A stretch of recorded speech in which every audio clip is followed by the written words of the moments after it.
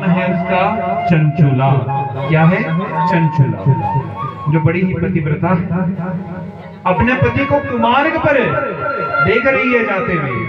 बहुत रोकने का प्रयास किया बिंदु को कि हे पतिदेव, कुमार्ग के पर मत चलिए, आप ब्राह्मण हैं, वेदों को जानने वाले हैं, वेदों में जिस पथ पर आप चल रहे हैं, वेदों में उसमें जाने के लिए क्या है, मना किया गया है, इसलिए आप उस मार्ग पर मत चलिए। अनेक प्रकार से समझाया, परंतु मन तो दूषित हो चुका है ना बिंदु का। बिंदु क्या कर रहा है? कुमार्ग पर चलता जा रहा है। बिंदु को चलता गया, अंत समय में क्या किया इसने? अपनी पत्नी का परित्याग कर दिया महाराज। अब जैसे ही परित्याग कर दिया, भैया देश कल कर दो। जैसे परित्याग कर दिया तो वो चंचुला जो है, उसने जब अपने पति को कुमार्गगामी देख दिया तो वह भी अब कुमार्ग पर चलने लगी है, वैश्यावृत्ति अपना ली। धीरे धीरे धीरे करके समय बीतता गया महाराज। इधर जो या बिंदु नाम का जो ब्राह्मण है, उसका अंत समय आया। अंत समय में उसके प्राण क्या हो गए? चले गए महाराज। गोविंदाय नमो नमः हो गया, प्राण निकल गए। अरे प्राण निकल गए तो क्या हुआ?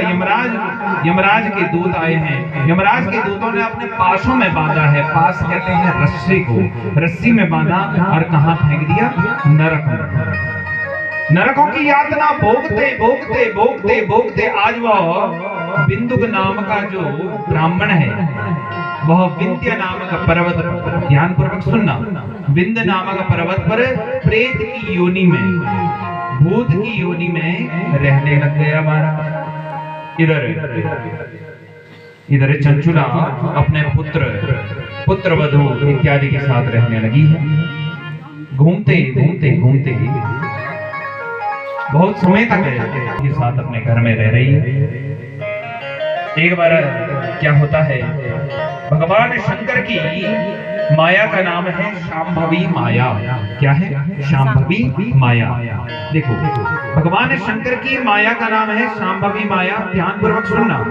और भगवान विष्णु की माया का नाम है वैष्णवी माया। माया किसे कहते हैं? किसे कहते हैं माया? माँ अर्थात नहीं, या अर्थात जो इस संसार में है ही नहीं, वो है माया। जो यह संसार हमें दिख रहा है ना, यह सब माया है महाराज। यहाँ कोई भी वास्तविक नहीं है, कोई भी सत्य नहीं है यहाँ। चाहे आप किसी को भी देख लो, जो इस संसार में आया है उसने एक दिन क्या हो जाना है? नष्ट हो जाना है।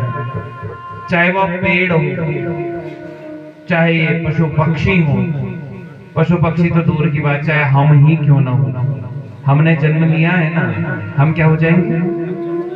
समय आने पर चले जाएंगे बात। क्योंकि हमने अपने सामने जाते हुए को भी देखा है, चले गए, फिर भी तभी भी क्या करते हैं? अपने देह से प्यार करते हैं, हमारा प्रेम करते रहते हैं, तभी भी उस रस्सियों में बंधे हुए हैं, उस अहमता और ममता की रस्सियों में बंधे हुए हैं। यहाँ चंचुला ने भी यही है।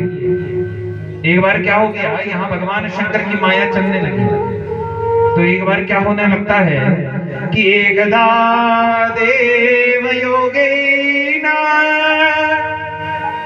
संप्राप्ते पुण्य पर्वणि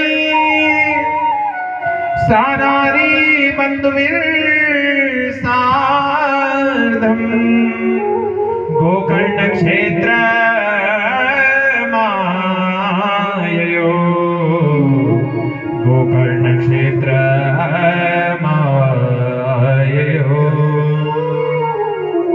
एक बार क्या हो गया कि भगवान शंकर की माया से विमोहित होकर यह जो चंचला है, वह अपने पुत्रों के साथ घूमते घूमते घूमते घूमते गोकर्ण नामक क्षेत्र में पहुंच गई।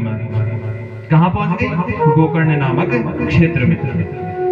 वहां उसने अनेक तीर्थों में भगवान के दर्शन किए, तीर्थों की नदियों में स्नान ध्यान किया। अरे क्या हुआ कि एक देव योग से वह भगवान शंकर के मंदिर में पहुंच गई। अब जैसे भगवान शंकर के मंदिर में पहुंच गई, तो जिस भगवान शंकर के मंदिर में वह पहुंची, वहां पर कौन सी कथा चल रही थी? शिव महापुराण की कथा चल रही थी महाराज। अरे जिस दिन वह पहुंची, उस दिन मनुष्य के कर्मों का क्या फल होता है, नरकों की गति कैसी होती है, उसकी कथा इस श्री शिव महापुराण में चल रही थी महाराज।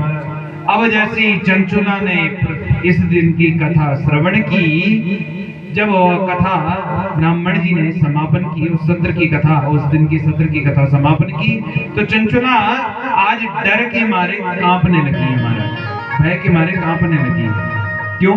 क्योंकि कथा में सुन दिया कि जो जैसा कर्म करता है उसको वैसा फल की क्या होती है? प्राप्ति होती है। हमारे भगवान नारायण ने भी अर्जुन को गीता में उपदेश दे दिया। क्या कहा? कर्मण्येवाधिकारस्ते मा फलेषु कदाचन। हे पार्थ, कर्म करते रहो, फल की चिंता मत करो। परंतु फल कब प्राप्त होता है? जब मनुष्य कर्म कर देता है, उससे पहले फल की प्राप्ति नहीं होती।